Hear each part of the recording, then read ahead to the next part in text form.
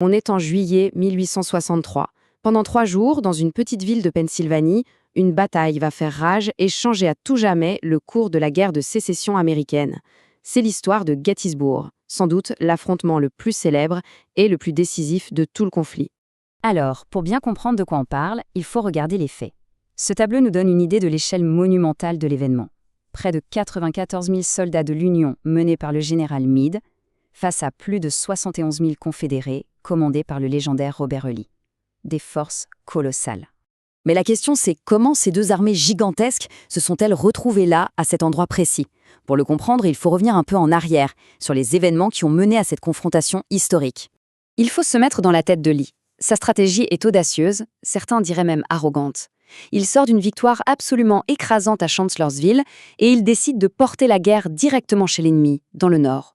Son objectif, menacer des grandes villes comme Philadelphie ou Washington DC pour forcer l'Union à s'asseoir à la table des négociations.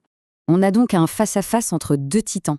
D'un côté, l'armée du Potomac de l'Union, presque 94 000 hommes, avec un tout nouveau commandant, le général Meade, et de l'autre, la fameuse armée de Virginie du Nord de Lee, une force aguerrie d'environ 72 000 soldats en pleine invasion. Ce qui est fascinant avec Gettysburg, c'est que le premier jour, rien ne s'est passé comme prévu. Cette bataille titanesque n'a pas commencé par un grand plan stratégique, mais, presque, par hasard. Tout bascule le matin du 1er juillet à cause d'une simple erreur d'appréciation. Un général confédéré envoie ses troupes en reconnaissance, pensant tomber sur une petite milice locale. En réalité, il vient de foncer droit sur l'avant-garde de toute l'armée du Potomac. L'étincelle vient de jaillir. La première journée est un chaos total. Les forces de l'Union sont repoussées. Elles doivent battre en retraite à travers la ville. Mais dans cette retraite, elles réussissent un coup de génie. Elles s'emparent des hauteurs qui surplombent la ville. Et cette position défensive va absolument tout changer pour la suite. L'importance de ce terrain, quelqu'un l'a comprise tout de suite. C'est le général Hancock. Arrivé sur place, il saisit immédiatement la valeur stratégique des lieux et dira cette phrase : « Je pense que je n'ai jamais vu une position plus favorable pour mener une bataille. La décision est prise, c'est ici que l'Union va se battre. » Le décor est planté.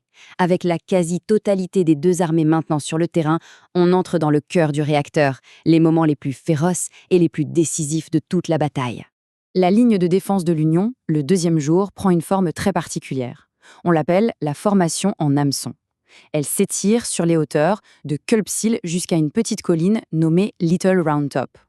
C'est une position redoutable qui permet de déplacer les renforts très vite et de concentrer le feu. Et cette deuxième journée, c'est un véritable carnage. Lee lance des vagues d'assaut sur les deux extrémités de la ligne de l'Union.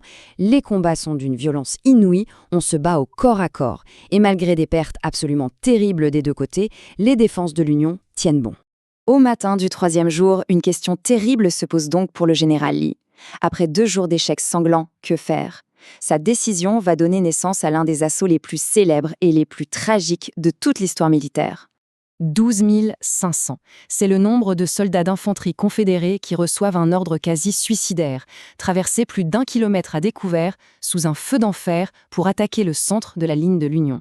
On connaît la suite. Cette attaque, la fameuse charge de Pickett, tourne à la catastrophe. C'est un désastre absolu. L'échec de cette charge, ce n'est pas juste une défaite. C'est le moment précis où l'élan de l'armée de Lee est brisé net et où l'issue de la bataille de Gettysburg est scellée. La bataille est techniquement terminée, mais son histoire, elle, ne fait que commencer. L'échec de cette dernière charge a créé un héritage qui résonne encore aujourd'hui. Le 4 juillet, ironiquement le jour de l'indépendance américaine, Lee n'a plus le choix. Il doit ordonner la retraite. Son armée est décimée. La grande invasion du Nord a échoué. Mais la victoire a un prix. Un prix humain absolument effroyable. Ces chiffres donnent le vertige. En 3 jours, on compte plus de 46 000 victimes. Entre les morts, les blessés et les disparus. Gettysburg est et reste la bataille la plus sanglante de toute l'histoire des États-Unis. C'est pour cette raison, et parce qu'elle survient presque en même temps que la prise d'une autre ville clé, Vicksburg, que Gettysburg est considéré comme le grand tournant de la guerre. Après ça, plus jamais les Confédérés ne pourront lancer une offensive d'une telle ampleur. Mais au-delà de l'aspect militaire, l'héritage de Gettysburg est aussi celui de la mémoire. Face à un tel carnage, une question se pose. Comment donner un sens à un pareil sacrifice ? La réponse viendra quelques mois plus tard. Sur ce même champ de bataille transformé en cimetière, le président Abraham Lincoln prononce un discours. Un discours très court, mais d'une puissance incroyable, qui va redéfinir le sens même de la guerre. Il ne s'agit plus seulement de sauver l'Union, mais de se battre pour une nouvelle naissance de la liberté. Et c'est peut-être ça, l'héritage le plus profond de Gettysburg, ce sacrifice immense, lié pour toujours aux mots de Lincoln. Et une question qui demeure, comment une nation se relève-t-elle et trouve-t-elle cette fameuse nouvelle naissance de la liberté après s'être déchirée de façon aussi violente?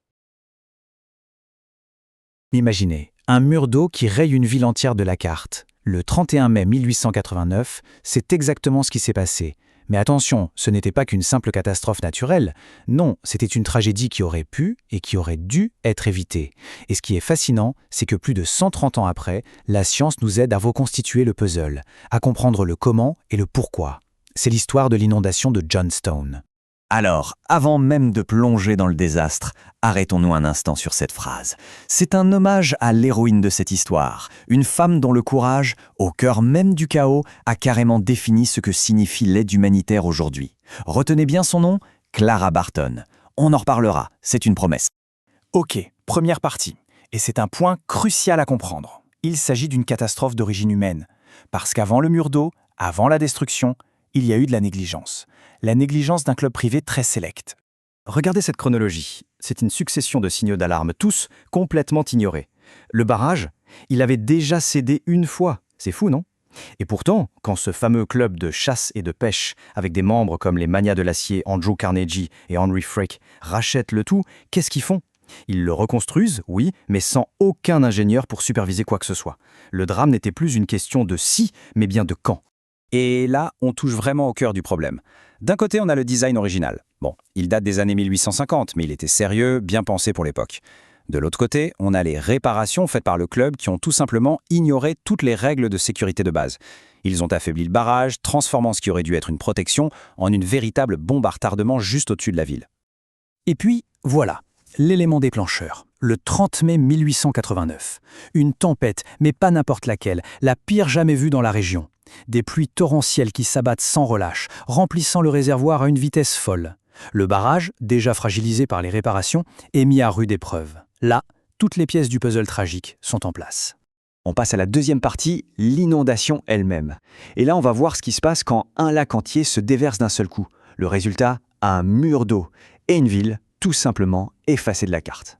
45 minutes, essayez de vous représenter ça. 45 petites minutes. C'est le temps qu'il a fallu pour qu'un lac entier se vide. Des millions et des millions de tonnes d'eau qui se déversent en moins d'une heure. La force libérée, c'est juste inimaginable. C'était cataclysmique. Et voilà ce qu'il en restait. L'eau a continué de monter, jusqu'à passer par-dessus le barrage. Et cette structure en terre, mal entretenue, bricolée, elle n'a pas tenu. Elle s'est érodée, presque dissoute, créant cette énorme brèche qu'on voit sur l'image. C'est par là que tout est parti. Pour vraiment saisir la puissance brute de cette vague, il faut regarder ça.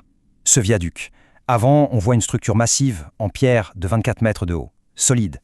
Après, il n'y a plus rien. Ou presque. Il a été littéralement pulvérisé. Et on parle d'un point situé à des kilomètres en aval du barrage. Ça montre que la vague n'a quasiment rien perdu de sa force destructrice en chemin.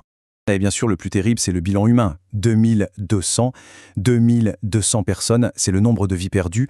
Ça reste encore aujourd'hui la rupture de barrage la plus meurtrière de toute l'histoire des États-Unis. Un chiffre effroyable, et ce qui le rend encore plus tragique, c'est de savoir que ça n'aurait jamais dû arriver. Mais le cauchemar ne s'est pas arrêté là, non. En arrivant à Johnstown, la vague était devenue une sorte de monstre. Un mélange d'eau, de boue, de maisons arrachées, d'arbres, de wagons. Tout ça est venu s'écraser contre un grand pont en pierre.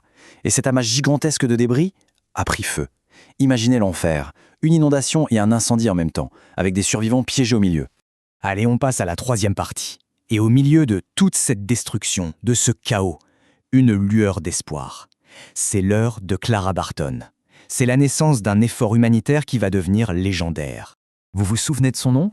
Clara Barton. Elle n'était pas une inconnue, on l'appelait l'ange du champ de bataille pour son travail pendant la guerre de sécession. Et là, à 67 ans, elle n'a pas hésité une seconde. Elle a pris la tête de la toute jeune Croix-Rouge américaine et est arrivée sur place. Pour la Croix-Rouge, Johnstown, c'était un véritable baptême du feu. C'est là que l'organisation a trouvé sa véritable mission. Et ce qu'ils ont fait sur place, c'était complètement révolutionnaire pour l'époque. Ils n'ont pas juste distribué des couvertures et soigné des blessures. Non, non. Ils ont mis en place des hôpitaux de campagne. Ils ont construit des hôtels de la Croix-Rouge pour loger les gens. Ils ont installé des cuisines, des buanderies avec l'eau chaude. Ils ont carrément recréé une mini-société pour aider les survivants à se relever. Et ils sont restés 5 mois, bien après que tout le monde soit parti. C'est là qu'ont été posées les bases de l'aide d'urgence telle qu'on la connaît. Et regardez ce chiffre, 500 000 $. Ça peut ne pas paraître énorme aujourd'hui, mais en 1889, c'était une fortune. On parle de l'équivalent de plus de 17 millions de dollars actuels. Ça donne une idée de l'ampleur de l'opération, et ça montre à quel point cette jeune organisation était déjà incroyablement efficace. Allez, on arrive à la dernière partie, et c'est peut-être la plus fascinante. On va décoder le passé.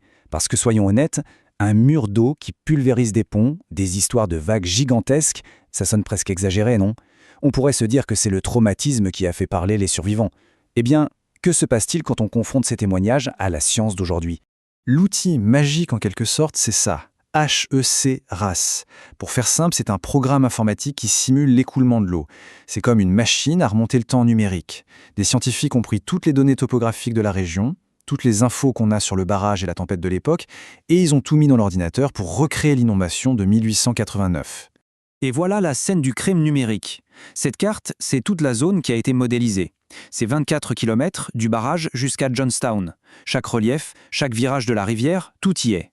L'objectif, suivre le parcours exact de la vague, seconde par seconde. Alors, le moment de vérité. Est-ce que ça marche? Est-ce que la simulation colle à la réalité? Le résultat est bluffant. Regardez. À gauche, les témoignages de 1889. Ce que les gens ont dit avoir vu et quand. À droite, les résultats de la simulation informatique de 2022. C'est quasiment la même chose, à la minute près. La rupture du barrage, l'arrivée de la vague à tel ou tel endroit, tout correspond. La conclusion, elle est claire et nette. Les survivants disaient la vérité. Chaque mot. La science moderne, plus de 130 ans après, vient valider leur récit. Ce fameux mur d'eau, cette vitesse terrifiante, ce n'était pas de l'exagération. C'était la description pure et simple de ce qui s'est passé ce jour-là. Et tout ça nous amène à une dernière question. Une question pour aujourd'hui. L'histoire de Johnstown, c'est une leçon. Une leçon sur la négligence, mais aussi sur l'héroïsme. Et maintenant, on a ces outils incroyables qui nous permettent de la comprendre avec une précision folle. Alors la vraie question, c'est qu'est-ce qu'on fait de ce savoir? Comment on utilise cette capacité à recréer le passé pour mieux protéger notre avenir?